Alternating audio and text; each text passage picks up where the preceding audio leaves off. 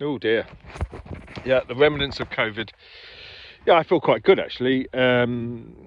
It's COVID.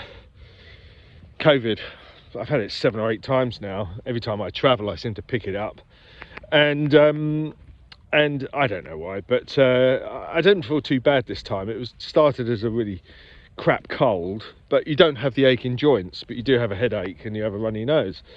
And now it's all cleared up, but I've still got a tight chest, so that's COVID for you.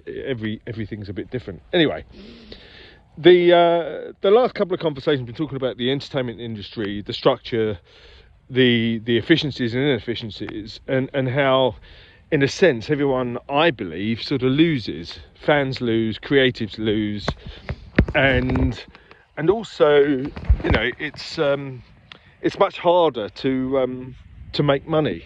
It's harder to raise capital, but it's also harder to make money. And so we looked at we started talking about the revenue and income model. And you know, I'm a Web3 decentralization fan, and we look at that through that lens as direct to fan. So who owns the fans? Well, we're all fans, but it's the actors, it's the cast, the crew, and all the other opportunities to become an affiliate of that model, and that include, you know, branding and product placement, partners, and so on. The challenge, of course, is, you know, how do you know what you get is fair, and who decides? And of course, that's been in the first conversation, the whole point of sort of blockchain and decentralization, where you get that transparency of things, of what's going on. So it's provable.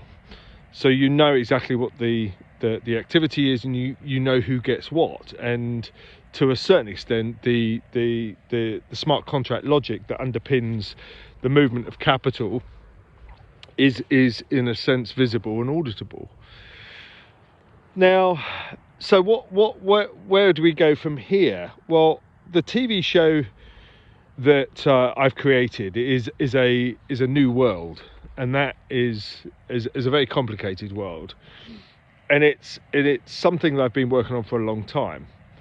So what does that really mean? Well, if you have a world, it encompasses a lot of things, doesn't it? It's a look and feel, it's locations, it's a moment in time. There may be a view of the technology, the politics of the time, the dress. All of these things come into creating that world, and I go back to the world of Harry Potter. You know, it's got everything, isn't it? You know, the locations, the characters, the look and the feel, the magic, you know, the monsters, the language, the terminology, and all of those things. And that's what we say is a world. Dune is the same. They've created a world, and you know, it works. And the reason it works is it works for the long term. And around that world, you can create a lot more content, marketable content, and you can create a lot more spin-off activity that helps you make money. And the whole point of that, of course, is that if you get it right, you can feed the fans more content. The genuine fan, the genuine viewer, can get access to a lot more content. And I don't know how you feel, but when I used to buy the DVD sets, and I still got a lot of DVDs, I'm one of these people that like the director's cut. I like to watch the making of. I like to see the outtakes and the deleted scenes. But I also want to dig into the nuances and the ins and outs of, you know, the view of the director, the director's view. I like to hear from the cast and crew, and you can get this content on YouTube.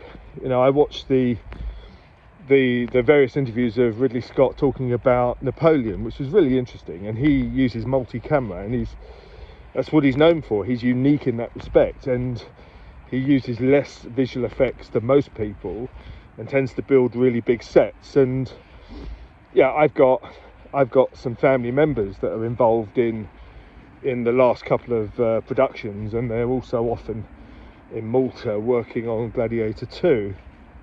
And but that's a different thing. But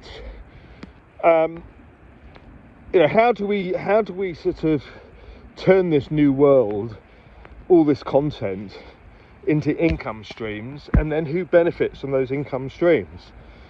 You know, why shouldn't the cast and crew get a share?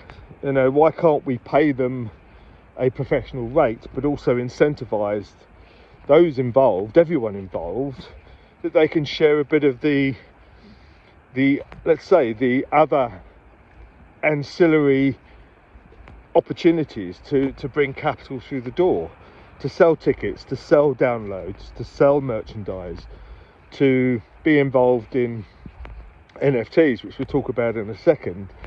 And it's all about getting eyeballs on your content, and then being able to convert those eyeballs into a sale of something.